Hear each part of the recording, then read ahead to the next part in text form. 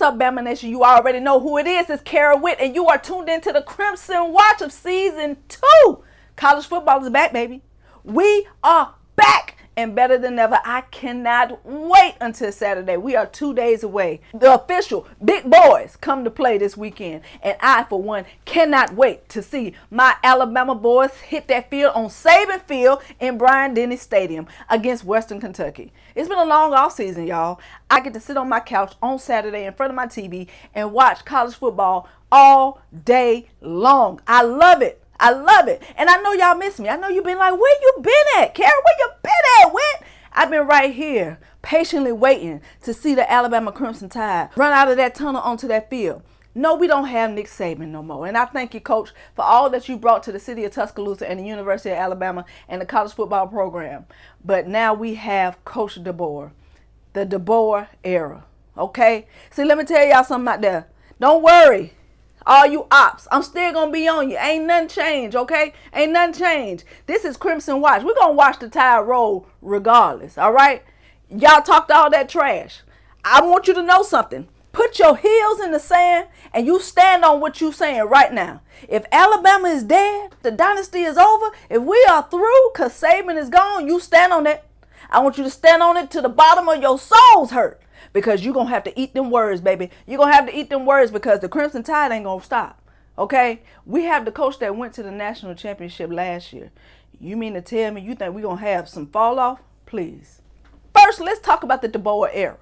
Even though Coach Saban is gone, the remnants of Coach Saban is still there. The standard is still the standard. Alabama is still Alabama. We make great coaches at the University of Alabama. And he's going to be the next great coach down there at the University of Alabama because we make legends down there. It's where legends are made. Not just players, but coaches as well. Coach DeBoer is going to be able to stand in those same shoes and say, I'm a great coach because I decided to coach at the University of Alabama. You ain't got to believe me. I'm just telling you what it is. And I don't even care where they got us ranked. Let me tell you something. Rankings don't matter. I see all you Power 5 schools beating your chest talking about, oh, we ranked number 1, we ranked number 2. I saw Bama was number 5. That don't matter to me. I don't care about none of that. With this 12-team playoff thing and eventually going to 14, ain't none of that stuff going to matter. As long as Alabama is in the playoffs at the end of the season, that's all that matters to me, okay? I can only see us losing maybe about 2 games, 3 at the absolute worst. But at the end of the day, I want us in them playoffs. I don't give a damn about that being his first year there, okay? I want us in them playoffs. And also, just because it's his first year there, I also am very realistic that it might possibly be that we might possibly have to wait another year before we get what we really want. Inversely, I can also see that as well. But in my mind, the standard is no more than 2 games, Coach. No more than 2 games. Or you're going to have to hear from me. But I also understand this your first year at Alabama. So it is what it is. We got a young secondary. We got a lot of new guys coming in. Got to learn the system. Whole new system. New staff. We got some new players. Transfer. We got all of these things going on. So realistically, logically, I know that it might take some time to mesh that thing together. But still, we are Alabama. The standard is the standard. You came in loaded, Coach. You came in loaded. So I don't care about them rankings. All I want is for us to be in them playoffs, okay? And all you other teams that you out there talking trash, you better beat Alabama this year. That's all I'm telling you. You better beat Alabama. Listen, I've already told you before. Well, since Alabama is so terrible, nobody should lose to Alabama, right? So stand on it now. I'm telling you, because you're going to have to hear from me. If you thought we were insufferable before, just wait until we beat your favorite team.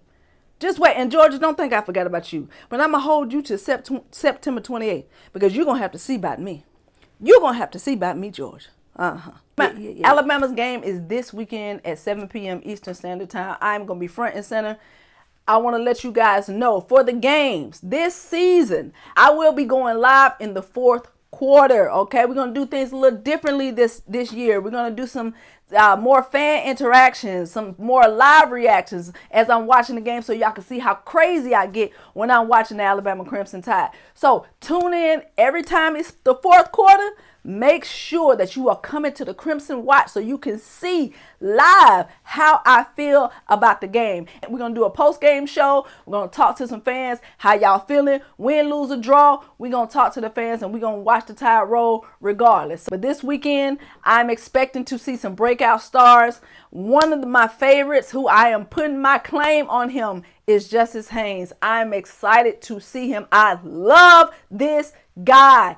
I want to see him have a breakout game. Of course, Jalen Miro, I'm ready to see how much improvement he has made. I want him to win the Heisman. I want him to take us all the way. I can't wait to see how he looks in Coach DeBoer's system.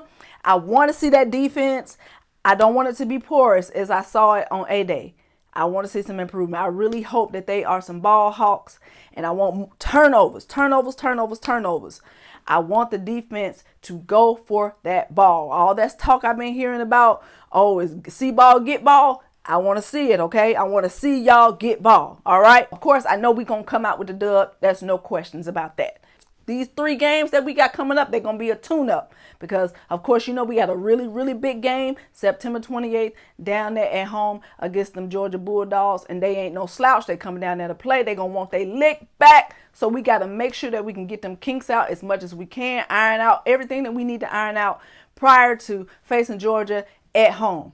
What I also think what we're going to see Saturday is the wide receivers going off, okay?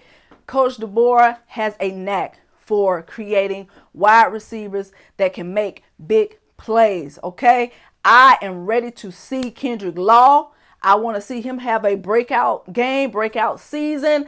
I am just ready to see Ryan get open. I want to see our receivers so wide open that if it was me catching that ball, I'd be able to catch it. That's what I want to see out there. So that's what I'm really looking forward to this weekend. I'm going to be paying attention, looking, analyzing, even though I ain't never played the damn game before. I'm going to be analyzing and see what I can see just as a fan from my perspective. We also have some other notable games going on this weekend. I definitely want to see Ohio State, what they look like. Georgia, of course, everybody else in the SEC, Texas. I'm going to be honest, and just as an objective Alabama fan, I see Texas possibly winning the SEC.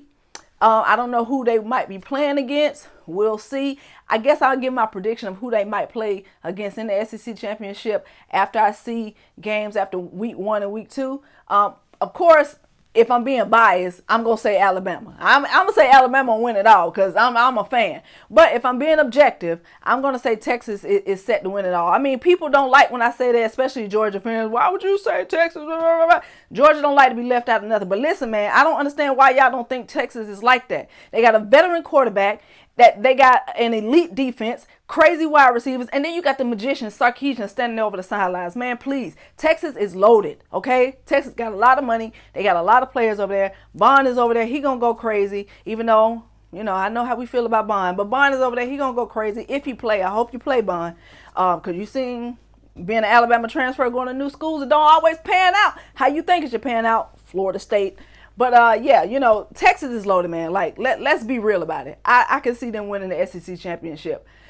Georgia, I think they're going to be competitors as well. But I just think this gauntlet that they have, I think they're going to get caught a couple of games. Not to say they're not going to be good. Their defense is going to be good. Georgia's defense has always been good, even before Kirby got there. They're just elite now. But I just don't think that Georgia's going to be able to stand up in this tough conference. Like, they've been skating in the East before, but I don't think they're going to be able to stand up like they have always done. I mean, I'm sure all the Georgia fans going to be in the comments, bookmark it. I don't give a damn.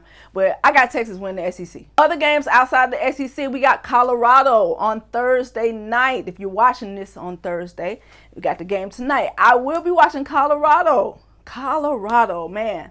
The darlings of college football these days. I'm going to go ahead and say upset. I got them on upset alert. I mean, North Dakota State they're not a slouch, okay? They are a really good team, and I think Colorado has upward of 40 to 50 transfers.